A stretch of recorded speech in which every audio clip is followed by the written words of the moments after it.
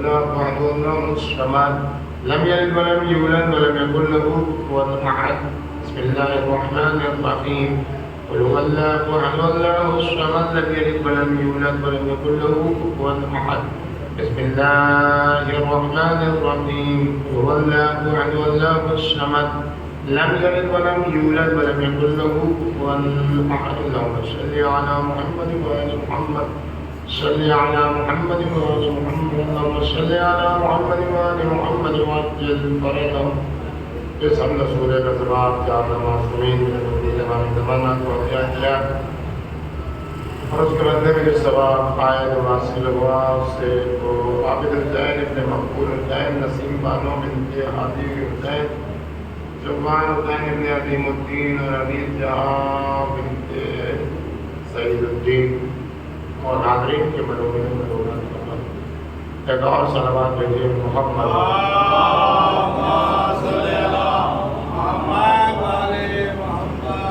بزرگان محترم اعزاز گرامی امام سجاد کا قیام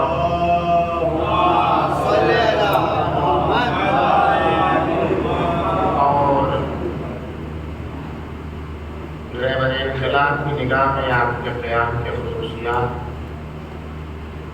جو عنوان سے یہ سلسلہ مجالس آپ کے سامنے خطاب کیا جا رہا ہے. اب تک کی مجلسوں میں نے آپ کے سامنے عرض کیا کہ دنیا کے قائدین لیڈر نیتا ان سب کے درمیان اور امام خامنہئی کے درمیان بنیادی فرق یہ ہے کہ جتنے نام نہاد رہنما اور لیڈر ہیں وہ دوسروں کی محنت کو اپنی محنت بنا کے پیش کرتے اور جو لوگ الہی نمائندے ہوتے ہیں اور قرآن مجید میں ڈوب کر اپنے نظریات کو حاصل کرتے ہیں وہ امت کو خدا تک پہنچانے کی بھرپور کوشش کرتے ہیں اور جو چیزیں وہ خود حاصل کرتے ہیں ان چیزوں سے دوسروں کو بھی بہرمند کرنا چاہتے ہیں. چاہے وہ بڑے پیمانے پر امام الائمہ امیر المومنین کی خصوصیت ہو، چاہے ان کے راستے پر چلنے والے علماء کرام مراجع اعظام کے خصائص. رہبر انقلاب نے جو اتنا بڑا معرکہ سر کیا اور اتنی بڑی نام نہاد دوسروں کا خون چوس کر حکومت کی گدی پر بیٹھنے والے حکمراں سے مقابلہ کیا، اس مقابلے اور اس مقابلے میں کامیابی کے پیچھے اگر کسی کا ہاتھ ہے، کسی کی قدرت ہے تو وہ صرف اللہ ہے. اللہ کے علاوہ ایسے لوگوں کے پاس کوئی دوسرا نہیں. ایسے لوگ اپنی قدرت، اپنی طاقت، اپنی ہمت، اپنی شجاعت سب کچھ اللہ سے حاصل کرتے اور انہیں دنیا میں کسی پر بھروسہ نہیں ہے. اور ایسے لوگ وہی کہتے ہیں کہ امام حسین علیہ السلام نے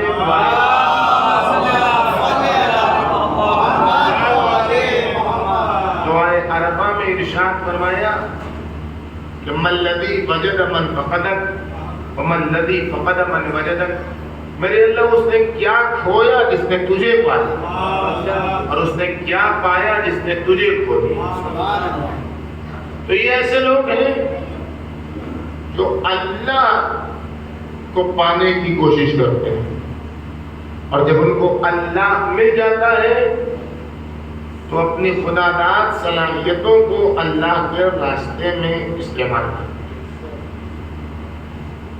بحرانی حالت میں کس طریقے سے سسٹم کو مینج کیا جاتا ہے اور کس طریقے سے اپنی محنت کو دوسروں کے ہاتھ میں برباد ہونے سے بچایا جاتا ہے اور دوسروں کو اپنی محنت کے ثمرے اور پھل سے ناجائز فائدہ اٹھانے نہیں دیا جاتا ہے، ان سب چیزوں کا درس امام سجاد کے قیام میں موجود ہے۔ امام زین العابدین علیہ الصلوۃ والسلام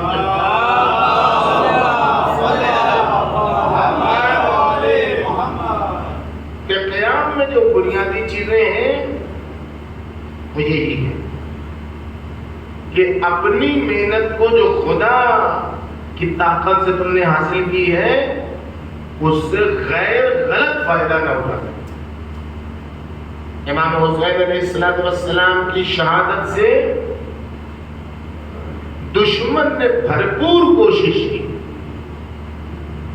کہ اس قیام کا ناجائز فائدہ اٹھا دے، اور آج تک کوشش کر رہا ہے، کبھی نرم لہجے میں، کبھی سخت لہجے میں، کبھی آگے سے، کبھی پیچھے سے، دائیں سے، بائیں سے، ہر طرف سے دشمن یہ کوشش کر رہا ہے اور کر رہا تھا کہ اس قیام کی جہت کو موڑ دیا جائے۔ کبھی یزید کو بچانے کی کوشش، کبھی معاویہ کو بچانے کی کوشش، کبھی ان کو بچانے کی کوشش، کبھی ان کو بچانے کی کوشش۔ یہ ساری کوششیں بتا رہے حسین کو تو یزید نے نہیں قتل کیا تھا، وہ تو ابن زیاد نے قتل کیا تھا، وہ تو بطرزاد نے قتل کیا تھا۔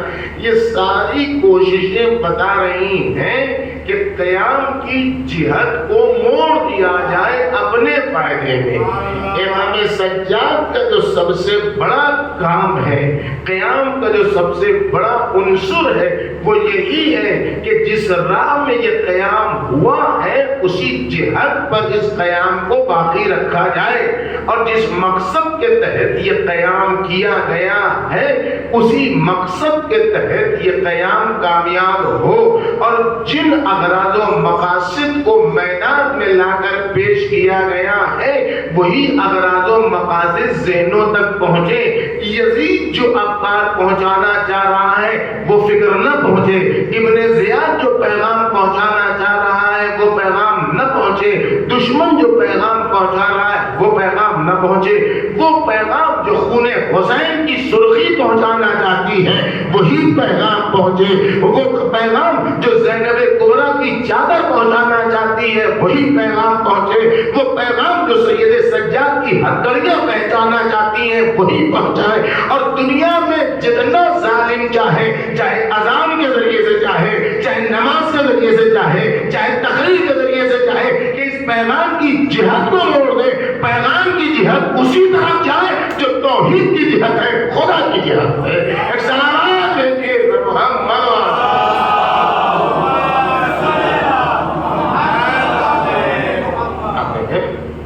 دنیا میں کتنے قیام ہوتے اور ہوئے ہیں، لیکن سارے قیام، سارے ریولوشن کو ہائی جیک کر لیا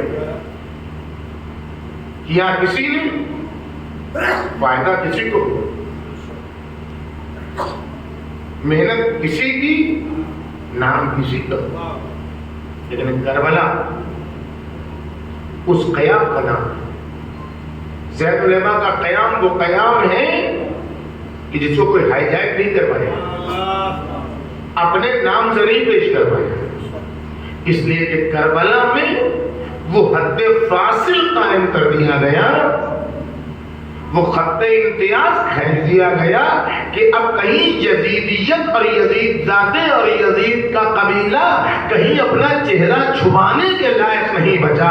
سید سجاد کا سب سے بڑا کمال یہ ہے کہ کل تک جو پردے بنا بنا کے یزیدیت چھپ رہی تھی، اس کے باپ کے چہرے میں، اس کے باپ کو جس نے بنایا اس کے چہرے میں سید سجاد کے قیام کا سب سے بڑا ہدف اور مقصد یہ تھا کہ وہ چادر نوچ لی جائے تاکہ کبھی بھی یزیدیت اپنے آپ کو چھپانے نہ پائے۔ ایک سلامات دیکھتے میں محمد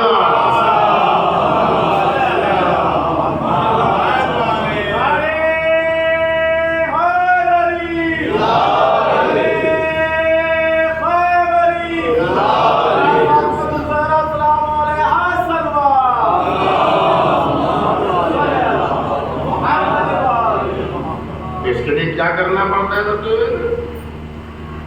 اس کے لیے سب سے پہلے جو قدم اٹھانا ہے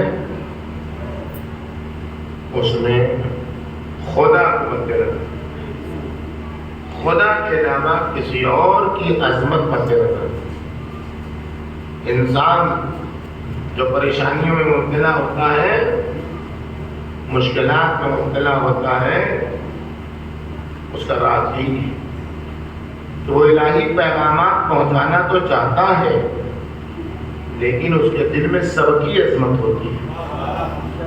جب سب کی عظمت ہوگی تو سب کے سامنے سر جھکائے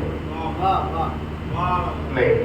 جو لوگ الہی پیغامات پہنچانا چاہتے ہیں الذین یبلغون رسالات، جو لوگ الہی پیغامات پہنچانا چاہتے ہیں ان کو صرف اللہ کی عظمت کو مد نظر رکھنا ہوگا، اور جب اللہ کی عظمت کو مد نظر رکھیں گے تو پھر کسی اور کی عظمت ان کی نگاہوں میں نہیں آئے۔ نڈر ہو، کسی ملامت کرنے والے کی ملامت سے خوف زدہ نہ ہو، کسی برا بھلا کہنے والے کے برائی سے، دھمکی سے، تحدی اور چیلنج سے خوف زدہ، بلکہ ہمیشہ اپنا معاملہ اپنے اللہ سے رکھے۔ اب اکاؤنٹ کھولے تو صرف اللہ کے لیے اور اسی سے اپنے معاملات کو بنائے رکھے کہ کفا باللہ حسیب۔ اس آیت شریفہ کی عینی تفسیر جیسا کہ میں نے کل عرض کیا، امام سجاد کی پوری زندگی،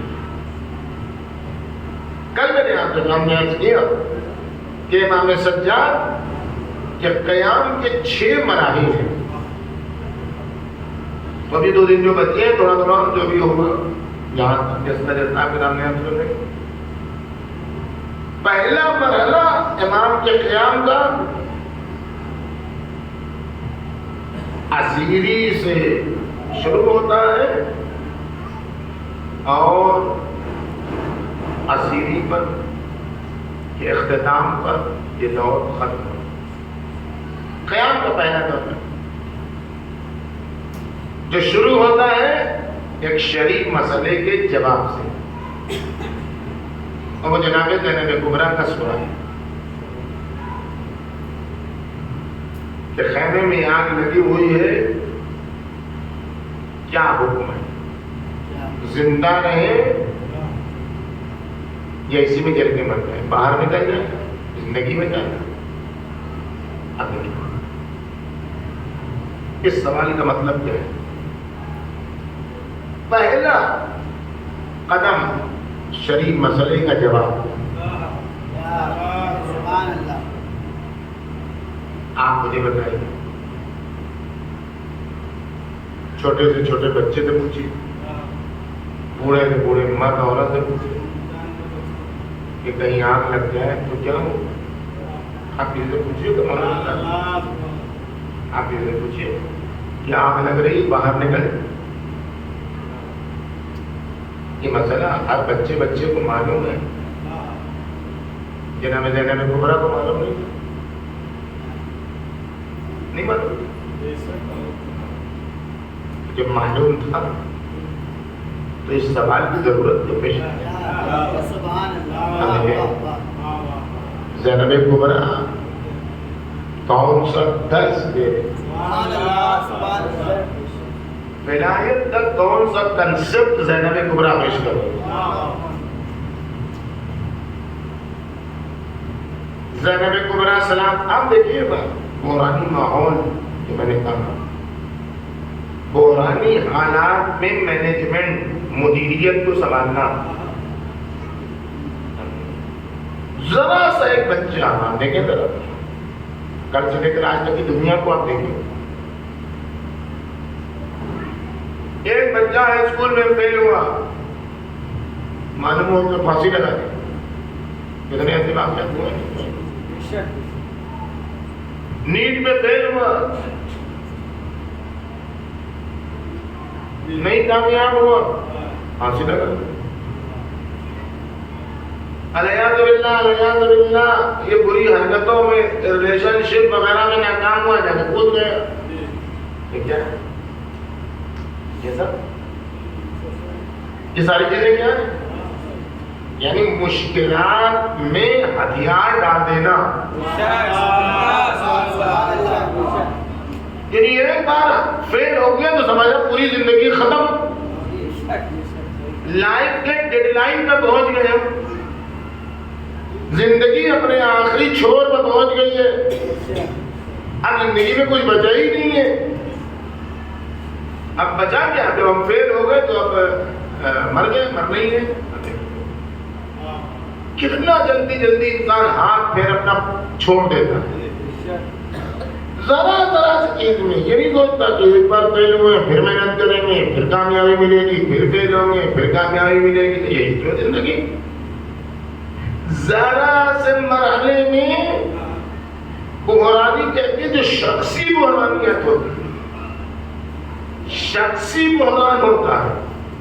بھائی ہم فیل ہوئے تو میری زندگی سے مربوط ہے، آپ کی زندگی سے کیا مربوط ہے؟ آپ بتائیے. ہم فیل ہوئے میٹرک میں، ہائی اسکول میں، تو ہم ہی نہ فیل ہوئے. آپ کی زندگی پر کیا اثر پڑے گا؟ پورے محلے والوں پر کیا اثر پڑے گا؟ آپ ڈانٹیں گے. اس لیے تو ہوگا شخصی بحران میں، ذاتی بحران میں، ذاتی مشکل میں انسان ہاتھ پیر چھوڑ دیتا ہے. اور اس کے بعد جو ہوتا ہے آپ جانتے ہیں. لیکن وہ بحران جو شخصی بحران نہیں، کربلا کا بحران شخصی بحران نہیں ہے. کربلا کا بحران ذاتی بحران نہیں ہے. کربلا کا بحران عالم انسانیت اور عالم بشریت کا بحران ہے. اور عالم بشریت کا بحران نہیں ہے، عالم خلقت کا بحران ہے. کربلا کا بحران عالم خلقت کا بحران ہے. امام حسین علیہ السلام نے اس بحرانی کیفیت میں فقط انسانوں کی حفاظت نہیں کی ہے، دنیا کے ہر وجود کی حفاظت کی ہے، مینجمنٹ مدیریت کی ہے امام حسین علیہ السلام نے. پوری دنیا کی، پوری خلقت کی. یہ کوئی جذباتی بات نہیں ہے، یہ کوئی مذہب کا تعصب نہیں ہے. آپ اس نگاہ سے دیکھیے امام حسین کی اس مینجمنٹ کو، اس مدیریت کو، اور پھر اس قیام سے متصل امام سجاد کی مدیریت کو، ان کی مینجمنٹ کو آپ دیکھیں. آج جو دنیا کا چھوٹے سے چھوٹا کیڑا مکوڑا، حشرات الارض، ایٹم جو سب سے چھوٹا کہا جاتا ہے، ذرات جن کو آپ دیکھ پا رہے ہیں، جن کو آپ نہیں دیکھ پا رہے، جو زمین کی تہوں میں ہے، جو سمندروں کی تہوں میں ہے، جو عرش پر ہے، ان تمام پر امام حسین علیہ السلام کی مدیریت کا کمان تھا. یہ سب آج تک محفوظ ہے.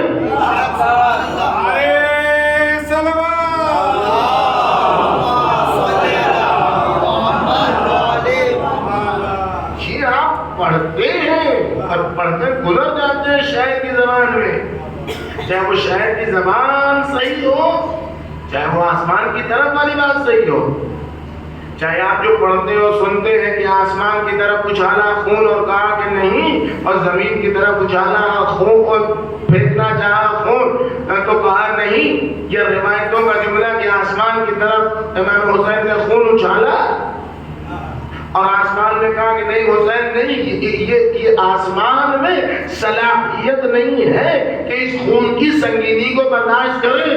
اگر یہ خون آسمان کی طرف چلا گیا تو قیامت تک کے لیے آسمان سے پانی نہیں برسے گا. یعنی کربلا کا بحران وہ بحران ہے جس کی سکت آسمان میں نہیں ہے. کربلا کا بحران وہ بحران ہے جس کے تحمل کی خصوصیت اور طاقت اور سکت زمین اور اس کی تہوں میں نہیں ہے. حسین نے یوں ہی اپنے چہرے پر خون نہیں ملا ہے، بلکہ حسین کا یہ خون چاہے اپنا خون ہو چاہے علی اصغر کا خون ہو، آسمان والوں پر بھی حسین کا احسان ہے، زمین والوں پر بھی حسین کا احسان ہے. صلوات محمد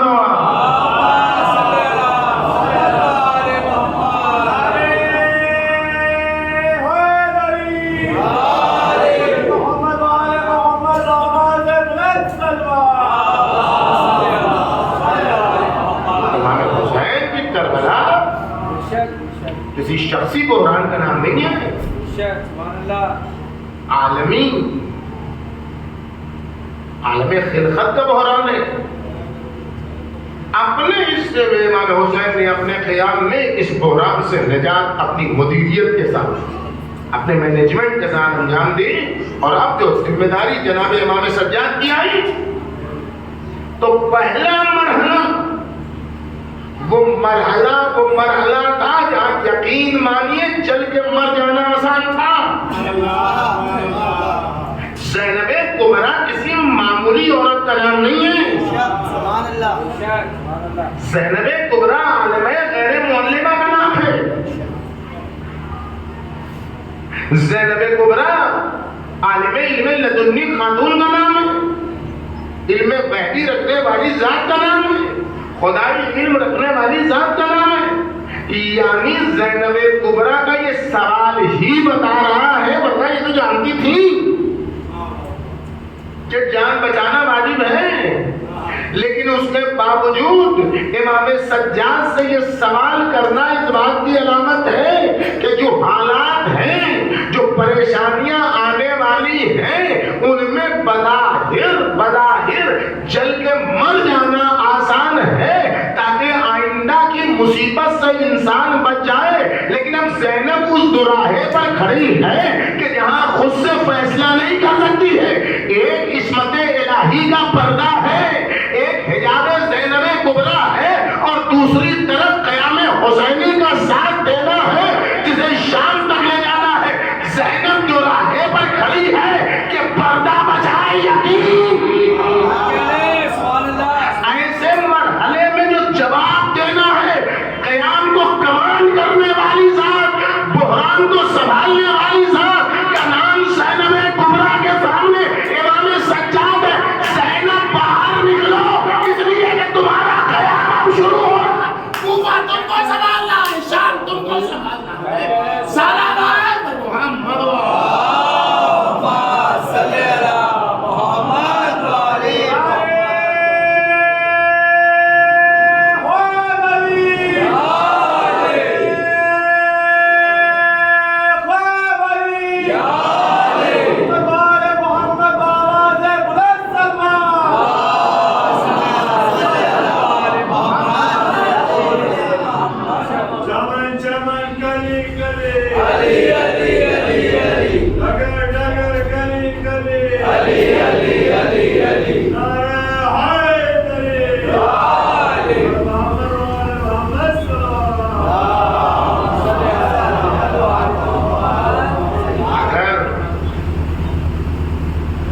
چل کے اسی خیمے میں جناب زینب کبریٰ ختم ہو جاتی تو پھر کربلا میں دفن ہو جاتی. سید سجاد نے اس بحران کے لمحات کو اپنے کمانڈ میں لیا، اپنے دست قدرت میں لیا، اور اب یہاں سے مدیریت شروع کی بحران کی. یہ ہے قیام. یہ یہاں سے قیام امام سجاد پہلا مرحلہ شروع ہوتا ہے. اور اب جو یہاں سے قیام شروع ہوا تو اس قیام کا جو آغاز ہے وہ کس سے ہے؟ دیکھیں گا اب زینب کبریٰ کو حکم ہے کہ نکلیے، امام وقت کا حکم. اب زینب سب کچھ بھول گئی. آپ دیکھیں ذرا ان باتوں کو سمجھیے. زینب کے لیے ان کا پردہ کتنی اہمیت رکھتا ہے، کتنی عظیم خاتون ہے. لیکن ایک بار سے ڈیوٹی جو کل بھی مسجد میں نے پرسوں بھی مسجد میں آتی ہے کہ ہماری ذمہ داری ہے ڈیوٹی انجام دینا. ہمارے ذمے جو کام دیا گیا ہے اسے انجام دینا ہمارا کام ہے. کیسے یہ انجام پائے گا، کیا ہوگا، نتیجہ کیا ہوگا، یہ ہمارا کام نہیں، یہ اللہ کا کام ہے. ایسی محجبہ زینب جس کا سایہ آفتاب نے بھی نہیں دیکھا، وہ زینب کبریٰ جب امام وقت سے پوچھتی ہے کیا کریں، جواب ملتا ہے نکلیے، تو پلٹ کے ایک بار بھی نہیں پوچھا کہ سید سجاد میری چادر چھن گئی، سید سجاد میرے سر پہ چادر نہیں ہے، کیسے نکلے، نہیں اب کیسے بچا نہیں، چونکہ وقت کے امام کا حکم ہے، دین بھی اس کے پاس ہے، شریعت بھی اس کے پاس ہے، ولایت بھی اس کے پاس ہے، حکم اس کا ہے، عمل ہماری ذمہ داری ہے. صلوات بھیجیے محمد.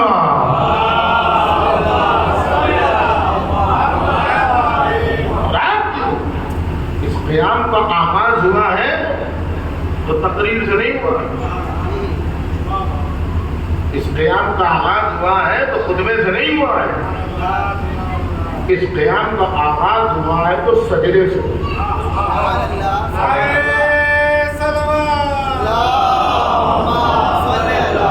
سید سجاد کے قیام کے پہلے مرحلے کا جو آغاز ہوا ہے وہ سجدے سے ہوا.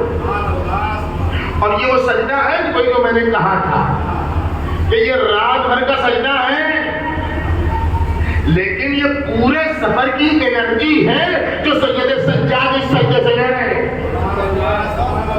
وہ باپ کا سجدہ تہ خنجر جو آج تک ختم نہیں ہوا،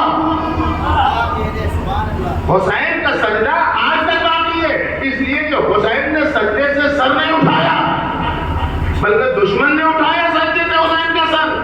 اور یہ سید سجاد کا شان غریبہ کا سجدہ کہ سر اب جو اٹھا تو اسی سجدے میں جو سید سجاد کا سر تھا، اب جو 11ویں کو یہ سر اٹھا تو یزیدیت کو برباد کرنے کے حوصلے کے ساتھ اٹھا، عبید اللہ کے دربار کو ہلانے کے جذبے سے اٹھا، دربار یزیدی میں کوہرام مچانے کے جذبے سے اٹھا. ایک رات کا سجدہ ہے لیکن وہ طاقت لے لی کہ یزیدیت سجدے کی تہوں میں اٹھاتے رہ گئی.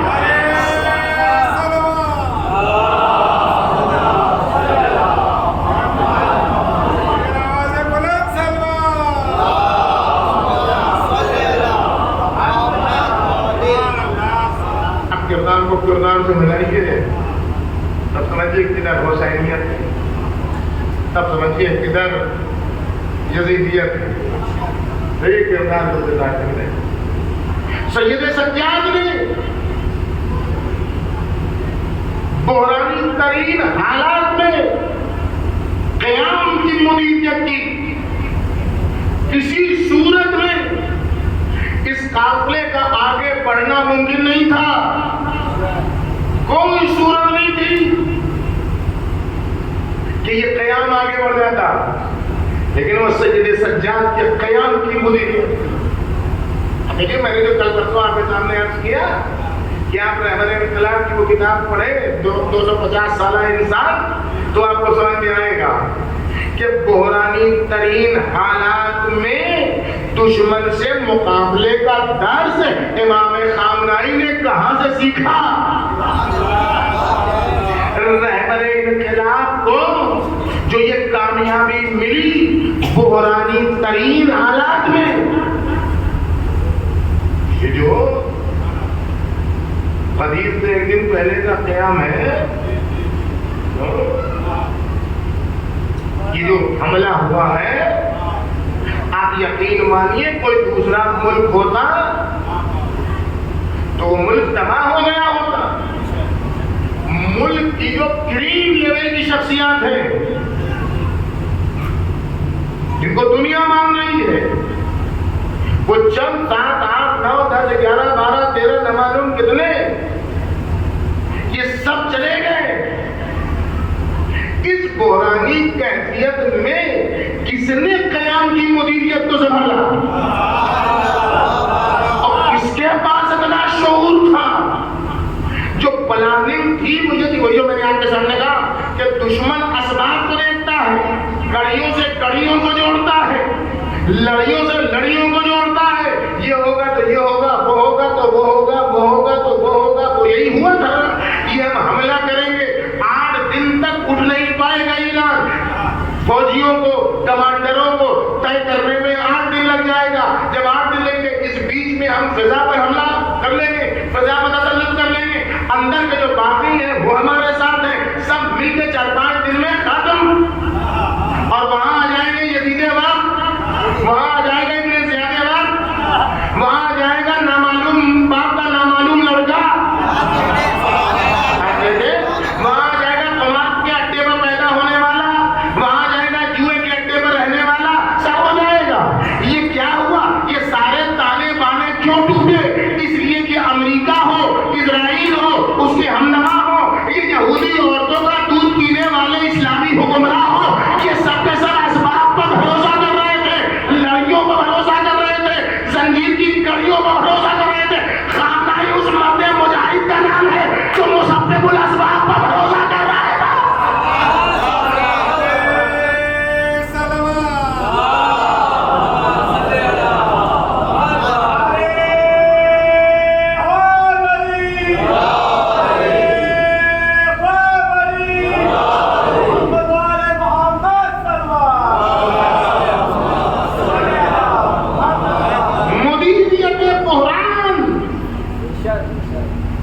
بحران کی مدیریت کو سنبھالنا، بدترین حالات میں اپنے ہوش و حواس کو باقی رکھ کے دشمن کو پسپا کرنا، یہ زین العبا کا کردار ہے جس کو اپنے کردار میں امام خامنائی نے اتارنے کی کوشش کی ہے اور دنیا کو بتایا ہے کہ اب بھی آل محمد کا کردار کھلا ہوا ہے، بس شرط اتنی ہے اپنے کردار میں ان کی صورت اتار لو، پھر وقت کا یزید تم سے بھی ڈرے گا، وقت کا ابن زیاد تم سے بھی ڈرے گا۔ صلوات پر محمد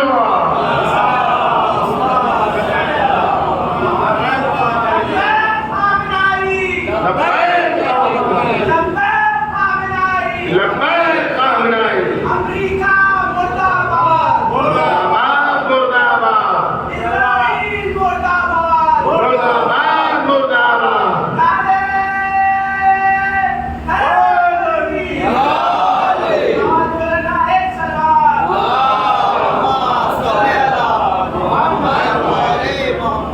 اب دیکھیے ہمیشہ رونا کمال نہیں ہے، میں نے کہا ہمیشہ رونا کمال نہیں ہے، نہ ہمیشہ ہنسنا کمال۔ اصل کمال ہے دشمن کو ذلیل کرنا۔ کبھی ہنسی دشمن کو رلا دیتی، کبھی رونا دشمن کی خوشی کا مزہ پھیکا کر دیتا ہے، ختم کر دیتا ہے۔ شب عاشور جو رہبر انقلاب آ گئے اتنے ہنگامے کے بعد چھپ گئے پختر میں اور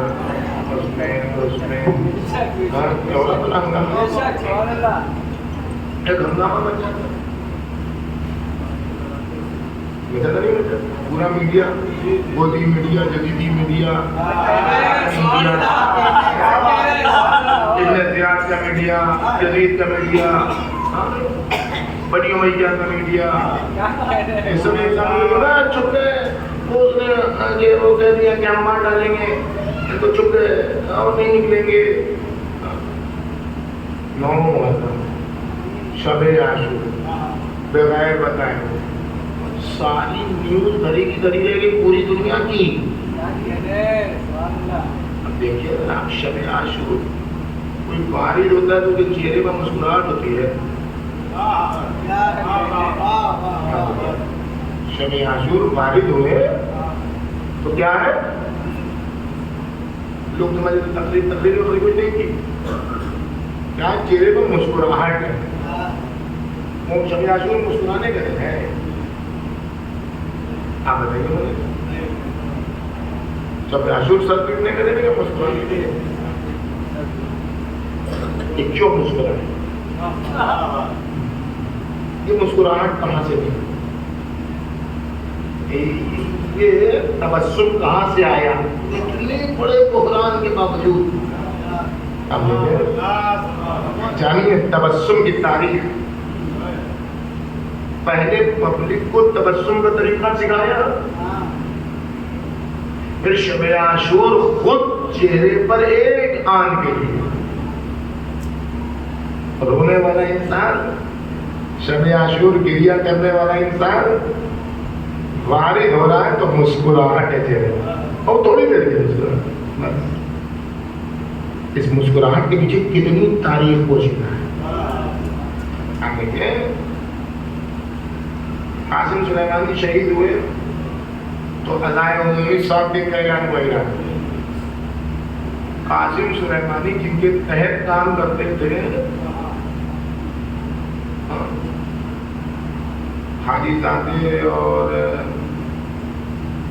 دوسرے بزرگ سردار سلامی، قاسم سلیمانی سردار سلامی کے تو نیچے کیا کرتے ہیں. قاسم سلیمانی ایک شہید ہوئے تو عزائے عمومی کا اعلان، اور سردار سلامی اور حاجی زادے اور سردار رشید اور یہ سب اونچے سب شہید ہو گئے. آج تک عزائے عمومی کا اعلان نہیں ہوا.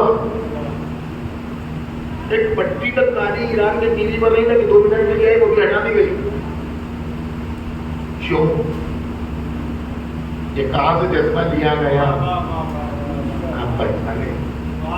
اس کو پہنچ کر کہاں سے بحران میں مدیریت آئی. پلاننگ کیا تھی دشمن کی؟ غدیر سے ایک دن پہلے یہ حملہ ہو تاکہ غدیر جشن کے بجائے غم میں تبدیل ہو. نفرت اصلی کس سے ہے؟ علی سے. اصل دشمنی کس سے ہے؟ غدیر کس کی ہے؟ غدیر کس کی ہے؟ علی کی مولائیت ہمیں کے لیے. غدیر کچھ لوگوں کے لیے عاشورہ ہے، عاشورہ کچھ لوگوں کے لیے غدیر ہے.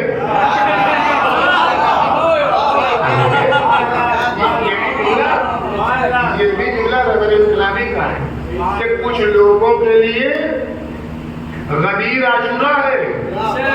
کیوں؟ اس لیے کہ کچھ لوگوں نے غدیر میں بیعت کی ہی تھے اس لیے کہ توڑ دیں گے. کچھ لوگوں نے غدیر میں بیعت کی تھی اس لیے کہ کچھ موقع آئے گا تو بیعت توڑ دیں گے، اور جب موقع آیا تو سقیفہ میں بیعت توڑ دی. اب بہانے آج تک بناتے رہتے ہیں. بس ان لوگوں کے لیے جنہوں نے بیعت توڑنے کے ارادے سے غدیر میں بیعت کی اور بخن کی بکواس کی، ان کے لیے غدیر تھی عاشورہ، ان کے لیے غدیر تھا غم کا دن. لیکن وہ لوگ جو شب عاشور روشنی گل ہونے کے باوجود، چراغ گل ہونے کے باوجود بیعت پر ڈٹے رہے، جنت دیکھنے کے باوجود حسین کو چھوڑنے پر تیار نہیں تھے، بہانے ملنے کے باوجود، بچوں کو ساتھ لے جانے کا بہانہ ملنے کے باوجود حسین کو چھوڑنے کے لیے تیار نہیں تھے، اور جو دعویٰ کیا شب عاشور، روز عاشور اس پر باقی رہے، ان سب کے لیے عاشور غدیر کا دن تھا، اس لیے کہ وہ ولایت کے اوپر باقی تھے۔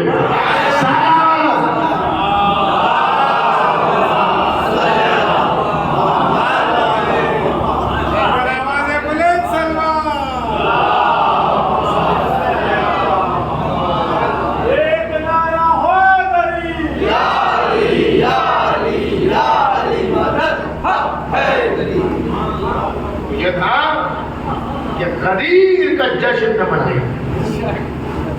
10 کلومیٹر کا جو تہران میں جلوس ہے غدیر کا، دسترخوان عام وہ بند ہو جائے، لیکن اللہ رب العزت علی سے سرشار ملت، اللہ نے وہ قوم کہ جو اپنے سرپرستوں کا غم بھول جاتی ہے، علی کے جشن کو نہیں بھول پاتی۔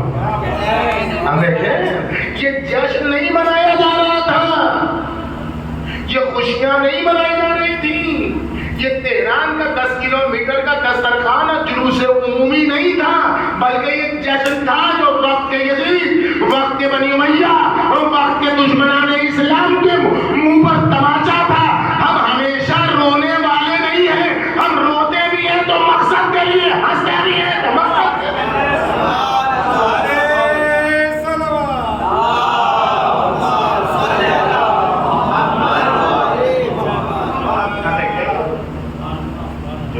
جذبہ آ جائے تو نہ عورت رہتی ہے نہ مرد، جب خدا وجود میں اتر جائے، جب توحید دل میں اتر جائے تو نام نہاد خدا کے ایسے پرخچے اڑائے جاتے ہیں۔ یہ تبسم کہاں سے آیا؟ یہ شب عاشور رہبر انقلاب امام خامنئی کے چہرے پر مسکراہٹ کہاں سے آئی؟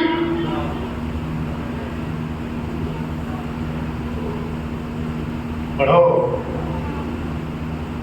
آسیہ بن فرعون کا واقعہ۔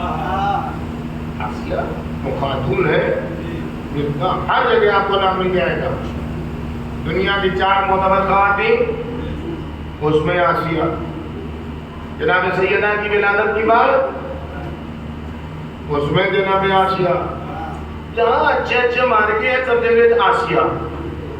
یہ آسیہ کیسے پہنچی ہے؟ آسیہ کون ہے؟ جب تک چھپ چھپا کے توحید کو بچانا ممکن رہا، اس وقت تک آسیہ چھپ چھپا کے توحید کو بچاتی رہی، کئی کام نہیں کرتی۔ اتنا بچا لیا اپنی توحید کو چھپ چھپا کے کہ جو فرعون لڑکوں کو قتل کر رہا تھا، اسی آسیہ کے کہنے پر موسیٰ کو گود دے دیا۔ ہم دیکھیں اگر اسے معلوم ہو جاتا کہ آسیہ موحدہ ہے تو کبھی بچے کو لیتا نہیں لیتا۔ آسیہ توحید کو ہی بچا رہی تھی، رسالت کو ہی بچا رہی تھی، لیکن نام نہاد خدا سمجھ نہیں پا رہا تھا۔ لیکن جب بات آ گئی توحید بچانے کی اور نام نہاد خدا کی بات ماننے کی، تو یا تو توحید بچائے اور یا تو اس نام نہاد خدا کی پیروی کا اعلان کرے، تو آپ کا اب کوئی تغیر نہیں۔ اب اعلان ہوگا کہ ہم موحدہ ہیں، اور ادھر کہاں کہ میں تیری خدائی نہیں مانتی، وہاں نام نہاد خدا کی پیشانی تکبر پر بڑھ آیا، اور اس نے فیصلہ کیا کہ آسیہ کو اذیت پہنچے۔ یہ بات آپ یاد رکھیے گا، دشمن خدا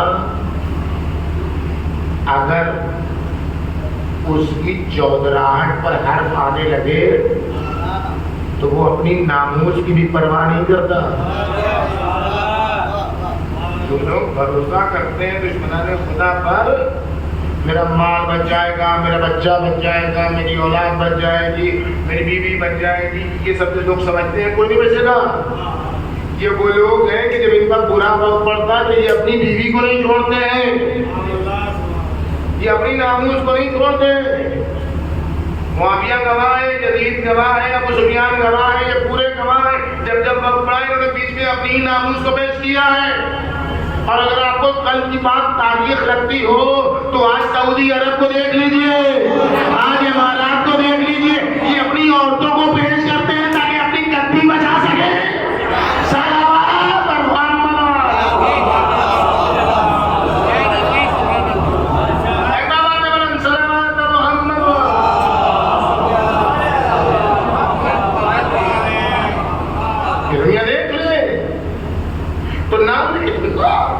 آسیہ کو آپ دیکھیں ذرا کتنا چاہتا ہے، لیکن جب آسیہ ایکسپوز ہو گئی، کھل گئی، تو اب کیا کیا اس ملون نے؟ عورت مزاجن نازک ہے، بدن اس کا نازک ہے، فطرت اس کی نازک ہے، لیکن جب توحید آ جائے تو 1000 مردوں کی قوت ایک عورت ہے۔ اس کو پتھر کی جلتی ہوئی سل پر لٹایا گیا، کس کو؟ آسیہ بنت مزاحم، دھوپ میں وہ جلتی ہوئی سل پتھر کی دھوپ میں، اور اب دونوں ہاتھوں میں کیل ٹھوکی گئی، دونوں پیروں میں کیل ٹھوکی گئی۔ اب یہاں پر کیا ہونا چاہیے؟ کیل ٹھوکی گئی تو رد عمل کیا ہو؟ رد عمل یہی تو ہوتا کہ آسیہ روتی، رونا چاہیے تھا آسیہ کو، آسیہ کو رونا چاہیے تھا نا، چیخنا چاہیے تھا، فریاد کرنا چاہیے تھا، گہار لگانی تھی، بچا لو مجھے۔ تاریخ کیا کرتی ہے کہ جیسے جیسے کیل ٹھوکی جا رہی ہے ویسے ویسے آسیہ کے چہرے پر مسکراہٹ ہے۔ دیکھیں آپ مسکراہٹ کی تاریخ آج دیکھنے بات آ گئی ہے، تو آسیہ مسکرا رہی ہے۔ اب آسیہ جو مسکرا رہی تو نام نہاد خدا گڑبڑا گیا، ارے یہ کیسی عورت سے ہمارا پاڑا پڑا، یہ پاگل ہے۔ اب دیکھیے کفر کب ہذیان کی تہمت لگاتا ہے، دیکھیے کفر کب پاگل پن کی تہمت لگاتا ہے، جب اس کے سارے معاملات بگڑ جاتے ہیں، جب اس کے سارے گڑھ بکھر جاتے ہیں تو یہ کہتا ہے یہ پاگل ہے۔ وہ چاہ رہا تھا نام نہاد خدا کہ آسیہ ہاتھ جوڑے مجھے معاف کر دو، آسیہ پیر پڑے مجھے معاف کر دو، روئے اپنی بیوی ہونے کی دعائیں دے، کہا نہیں اس سے کیا مانگے، یہ تو ابھی خود ہی کچھ دنوں میں ڈوب جانے والا ہے، اس کو تو ابھی خوشیاں منائے گی دریائے نیل جب گلے گلے ملے گی، تو اس سے کیا مانگے جو ابھی ڈوب مرے گا، ہم تو اس سے مانگے جو اس کا کام تمام کرنے والا ہے۔ آسیہ نے کہا کہ رب ابن لی بیتن ونجنی من فرعون، اے اللہ میرے لیے جنت میں گھر بنا دے اور مجھے فرعون اور فرعونیوں سے بچا لے۔ تاریخ کیا کہتی ہے؟ جیسے ہی یہ دعا مانگی ویسے ہی دریچہ کھلا، دیدار کا دروازہ کھلا، آسیہ مسکرا رہی تھی جنت میں اپنا مقام دیکھ کے، فرعون سمجھ رہا ہے پاگل ہے، پر یہی بات ہے جس کو اللہ والوں کی بات سمجھ میں نہیں آتی وہ یہی کہتا ہے، کیا کہتا ہے پاگل ہے، کیا کہتا ہے ہذیان بن رہا ہے۔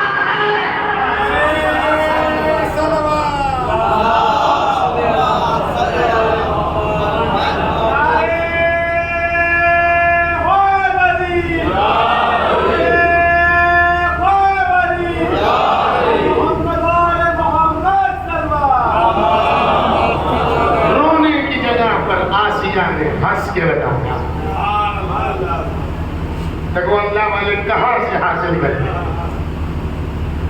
رونے کی جگہ چیخنے کی جگہ فریاد کرنے والوں کی جگہ پر آسیہ نے مسکرا کے بتایا کہ ہمیشہ رونا بندگی کی علامت نہیں ہے. دشمن کے معادلات کو ہنس کے بگاڑ دینا بھی اللہ والوں کا کرشمہ ہوتا ہے. اور یہاں سے سلسلہ چلا دوسرا مرحلہ. حجر بن ابی اوف اپنے حسین رشید حجری یہ لوگ شہید کر دیے. عالم اسلام رشید حجری حجر بن ابی ایک حجر بن ابی کس نے قتل کیا؟ معاویہ. ایک حجر بن ابی کی شہادت کا اثر عالم اسلام پر کیا ہوا دیکھیے. ایک حجر بن ابی بس باقی اور جتنے نام یہ چھوڑیے. حجر بن ابی کی جب شہادت ہوئی معاویہ نے قتل کیا بے گناہ بے سبب تو عبداللہ ابن عمر سمجھ گئے نا عبداللہ ابن عمر ہاں وہی انہوں نے ڈھاڑے مار مار کے رونا شروع کیا کہ یا اللہ عالم اسلام ایسا ہو گیا تو حجر قتل کر دیے گئے اور کوئی پوچھنے والا نہیں. ام المومنین عائشہ اب دیکھیے کچھ کے نام ہے. ان کو جب خبر ملی حجر کی شہادت کی انہوں نے کہا کہ معاویہ کو معلوم ہے اب کوئی بولنے والا نہیں ہے اس لیے یہ سب حرکتیں ہو پتا. ایک تیسرا عارف تابعی جتنے صحابیوں کو دیکھا ہے اس نے جب حجر کی شہادت کی خبر سنی تو کھڑا ہوا. اس نے دعا کے لیے ہاتھ اٹھا دیا. اے میرے اللہ اگر تیری نگاہ میں میری کوئی عظمت ہے تو مجھے بیٹھنے سے پہلے موت دے دے. حجر کی شہادت کے بعد اب جینے کا دل نہیں چاہتا. تاریخ کہتی ہے کہ ابھی وہ بیٹھنے جا ہی رہا تھا تو اس کی روح قبض ہو گئی مر گئی. بیٹھ بھی نہیں پائے مر گیا. عالم اسلام پر حجر کی شہادت کے لیے اثر ہے. اب امام حسین پیسے کتنا بڑا فرق ڈائریکٹ ٹھیک ہے نا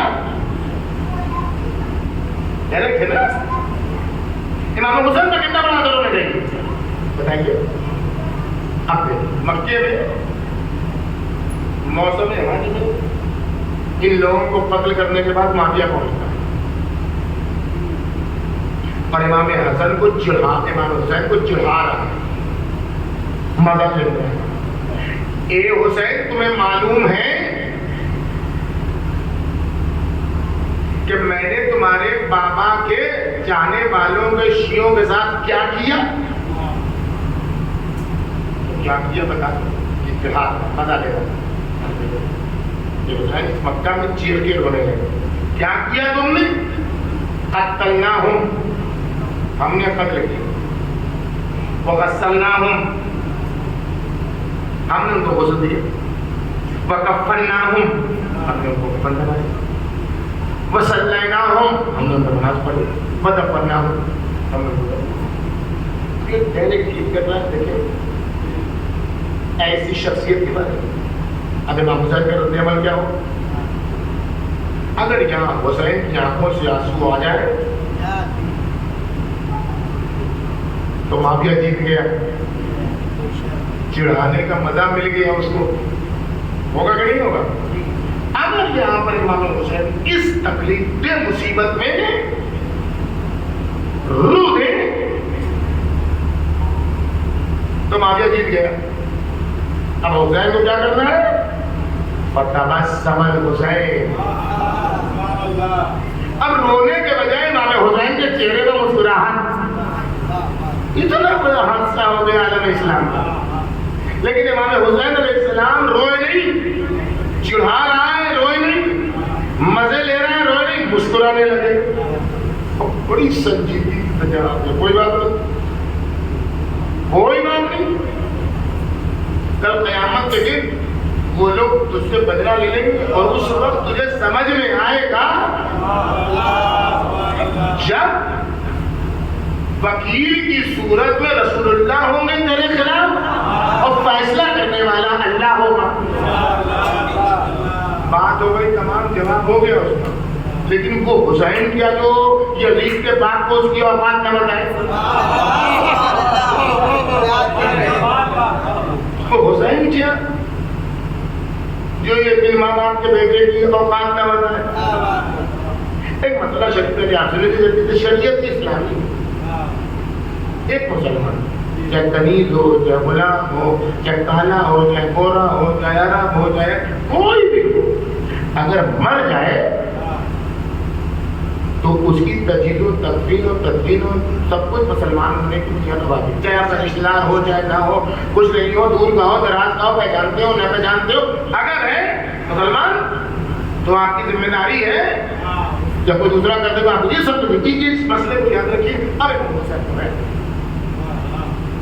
اب تک امام حسین نے اپنا نظریہ ابھی معاویہ کے سلسلے میں بیان نہیں کیا کہ میرا نظریہ تیرے بارے میں کیا ہے. امام حسین نے معاویہ کو مخاطب کر کے معاویہ کے حاشیہ نشینوں کے سلسلے میں اپنا نظریہ بیان کیا.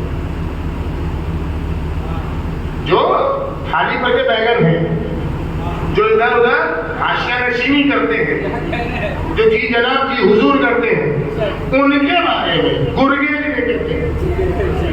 امام حسین نے فرمایا اے معاویہ ان قتلناہم، تو کہہ رہا ہے نا کہ تو نے مسلمانوں کو قتل کیا ہے، اگر تو مسلمان نہ ہوتے تو غسل کیوں دیتا، کفن کیوں پہناتا، نماز کیوں پڑھاتا، دفن کیوں کرتا. یعنی تیرا اقرار ہے تو نے مسلمانوں کو قتل کیا ہے، تو نے مسلمانوں کو بے سبب مارا ہے. اب میرا نظریہ سن.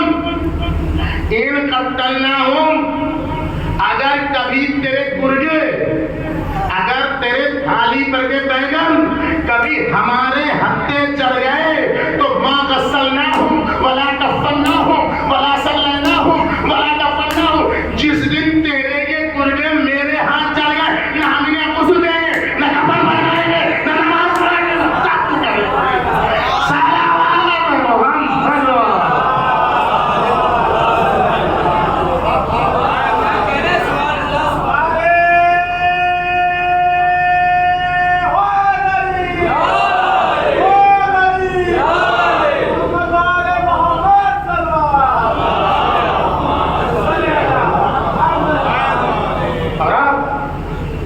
مسکراہٹ کا سلسلہ باپ سے بیٹے تک پہنچے.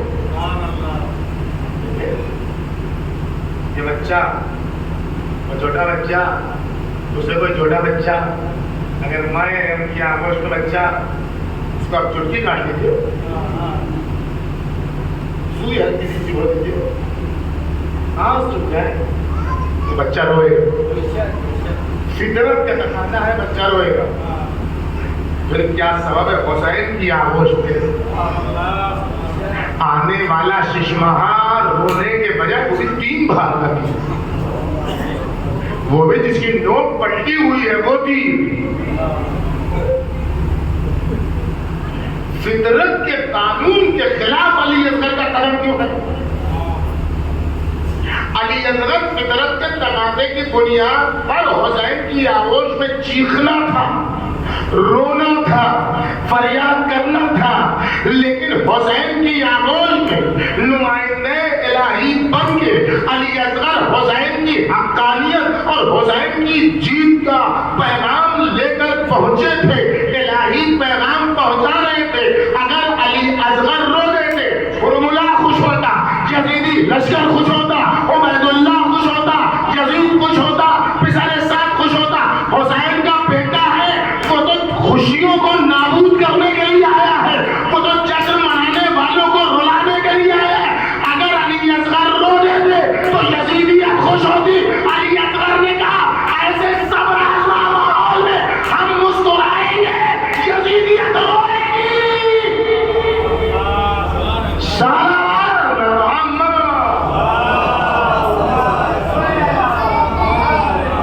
بس اب سمجھے شب عاشور کی مسکراہٹ کا سبب یہ کہاں سے آئی مسکراہٹ نہ ہے بھائی؟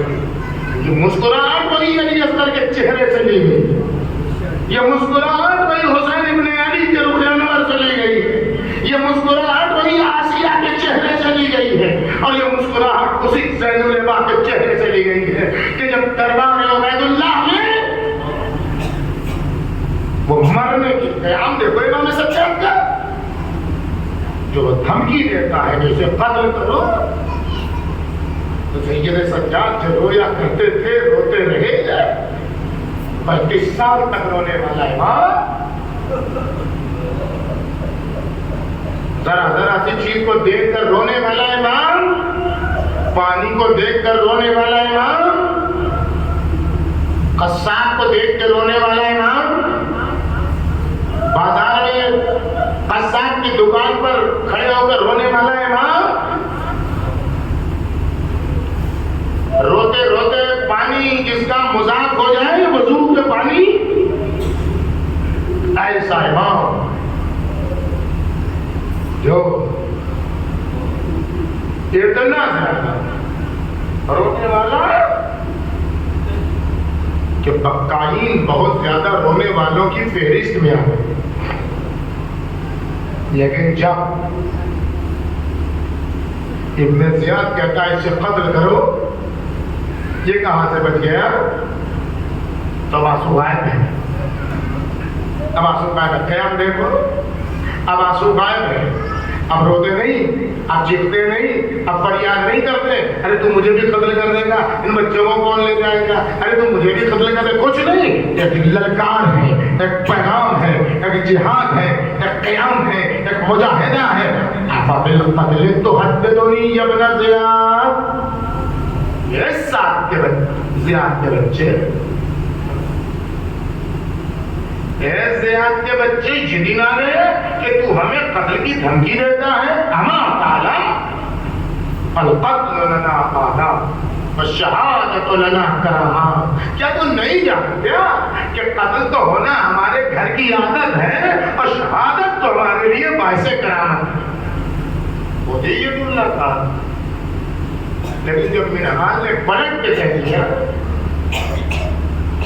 اے منہار یوسف کا ایک فرزند گیا تھا وہ بھی دنیا سے نہیں گیا تھا منہار تو یوسف کیجئے یعقوب کیجئے حالت ہو گئی بس تصدی و تشفی کے لیے میرے تو گھر کے تو 18 یوسف رشک قمر رشک خوشی بس تصدی کے لیے منہال نے اتنا کہہ دیا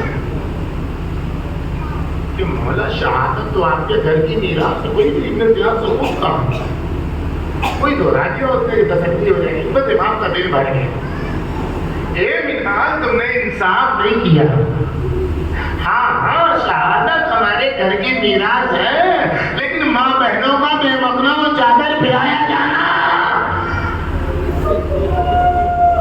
مولا سب سے زیادہ مصیبت کہاں پڑی الشام الشام الشام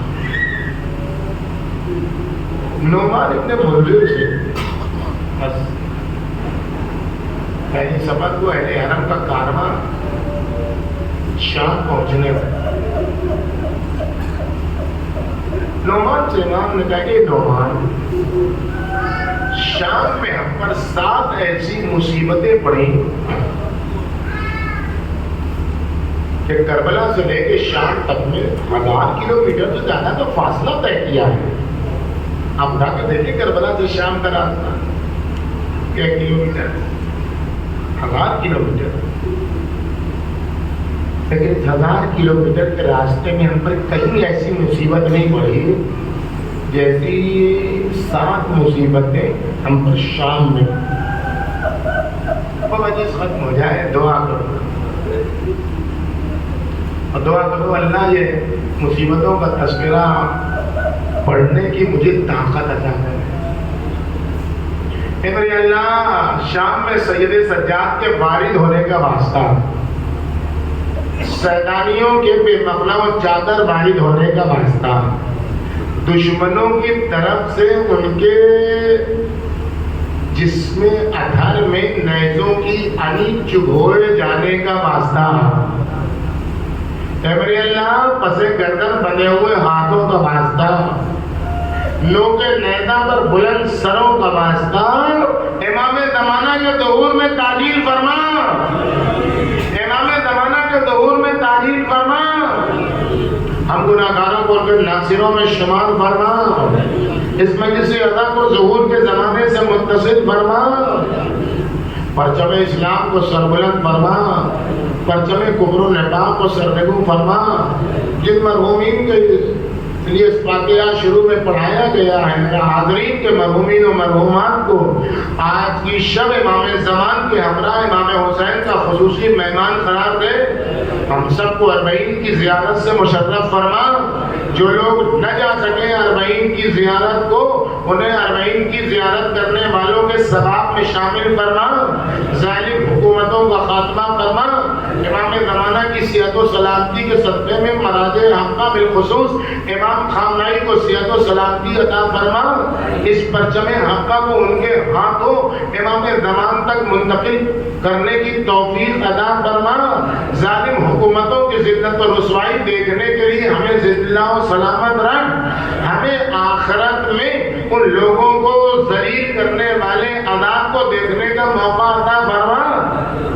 बस इमाम ने फरमाया, ए नौमान, जब हमें दरवाज़े शाम पर लाया गया तो हमने शिम्र को बुलाया। ये शिम्र, देख ऐसा कर, हमें अगर ले जाना चाहता है तो किसी ऐसे दरवाजे से दाखिल करना जिसमें लोगों की भीड़ कम हो, ताकि लोग इन शैतानियों को इस कज़ाई हालत में न देखें। और अगर ले भी जाना तो कम से कम सरों को आगे रखना, ताकि लोग सरों को देखने में मशगूल हो जाएं और इन शैतानियों को कोई ना देखे। लेकिन ये नौमान, उस मलऊन ने एक न सुनी, हमें उस दरवाजे से लेके गया जिस दरवाजे में बहुत ज्यादा भीड़ थी। सैलानियों को के साथ सरों पर रखा। ज़ैनब के बेकजावा ऊंट के साथ हुसैन का सर था। उम्मे कुलसूम के बेकजावा ऊंट के साथ अब्बास का सर था। लैला के साथ अकबर का सर था।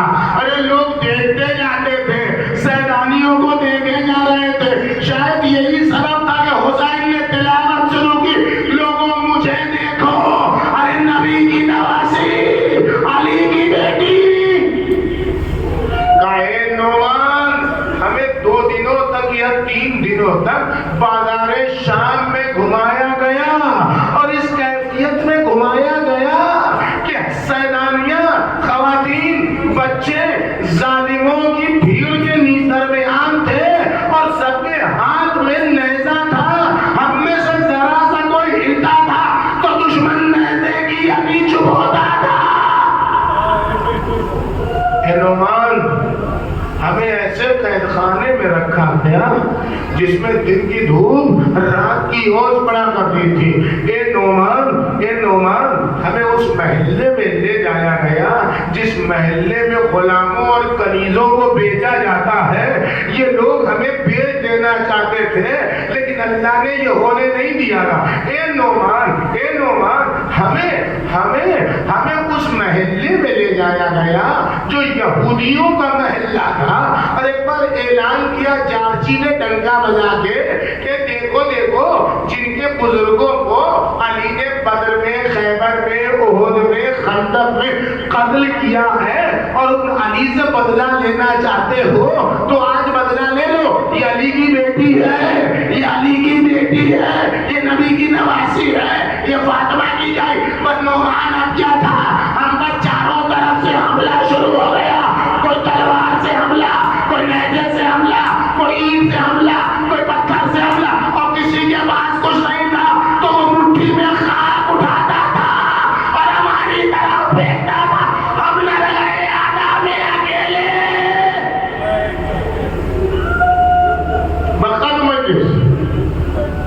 नौमान, जितना रो सकते हो मजलूमियत इमाम सज्जाद। देखो किन हालात में इमाम सज्जाद ने क़याम की मुदीरियत को संभाला है, किन हालात में इमाम सज्जाद ने बहरान के मैनेजमेंट को संभाला है। कहा नौमान, हमें जिस रास्ते से ले जाया जा रहा था उस रास्ते के दोनों तरफ छत थी, इधर भी छत, उधर आलिया जाए। اللہ کرے یہ سب نابود ہو پھر جانا ہو. تو آج بھی راستے ایسے ہی بنے, بیچ میں راستہ ادھر چھت ادھر چھت. ہمیں لے جایا جا رہا تھا جس راستے سے, اس کے دونوں طرف باغ خانے تھے, بیچ میں راستہ تھا, اور عورتیں سرخ لباس پہنے تھی اور تالیاں بجا رہی تھی, جشن منا رہی تھی, اور ان کے ہاتھوں میں ایک بالٹی تھی جس میں انگارے تھے. وہ عورتیں انگارے بھیج رہی تھی. اے نعمان, ارے ایک انگارا میرے سر پہ گرا, میرا بال جلنے لگا, لیکن میرے ہاتھوں میں ہتھیلی تھی, میرے پیروں میں بیڑی تھی. ارے کوئی نہ تھا جو انگاروں کو ہٹاتا, میرا جسم جلتا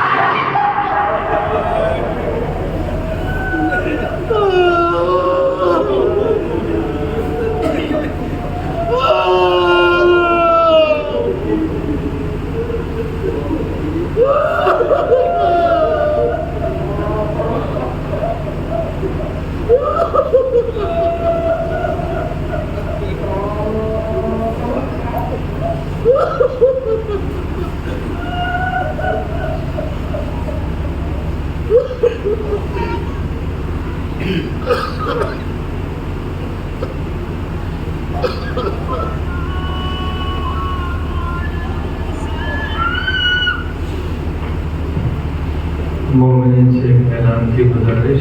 کل انشاءاللہ اس خمسے کی آخری مجلس ٹھیک 9 بجے مولانا ممبر ہوں گے. آپ لوگ سے وقت کی گزارش کر رہا ہوں میں, کہ وقت بہت زیادہ ہوتے جا رہے ہیں. 9:15 بجے انشاءاللہ آپ لوگ